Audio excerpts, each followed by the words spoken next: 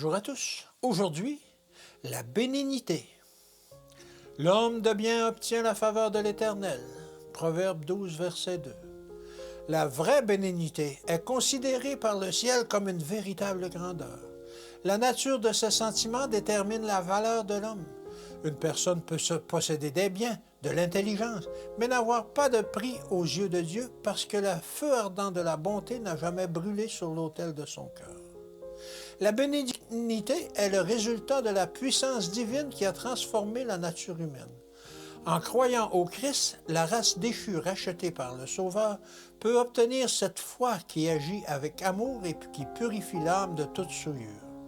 Alors apparaissent des attributs semblables à ceux du Christ, car en contemplant le Sauveur, les hommes peuvent être changés à son image de gloire en gloire, de la nature humaine à la nature divine. Voilà le résultat de l'œuvre de Dieu. Le caractère est modelé d'après la ressemblance divine et l'intégrité. La droiture et la bienveillance se manifestent envers les pécheurs.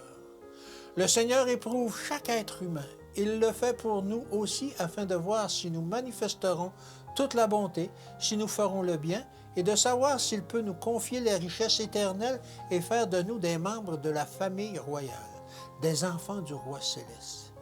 Vous pouvez faire un bien infini. Le succès couronnera vos efforts si vous vous soumettez à la vie et à la règle de la parole de Dieu, conformant vos actions à ses préceptes, vous efforçant par tous les moyens d'être en bénédiction plutôt qu'en malédiction. Vous êtes en relation avec Dieu, vous êtes devenu un moyen par lequel Dieu communique à d'autres sa lumière. C'est un honneur pour vous d'être les collaborateurs de Dieu. Vous ne pouvez souhaiter une meilleure récompense que celle d'entendre les paroles du Sauveur. C'est bien, bon et fidèle serviteur, entre dans la joie de ton Maître. Que Dieu vous bénisse et qu'il vous garde, et à demain.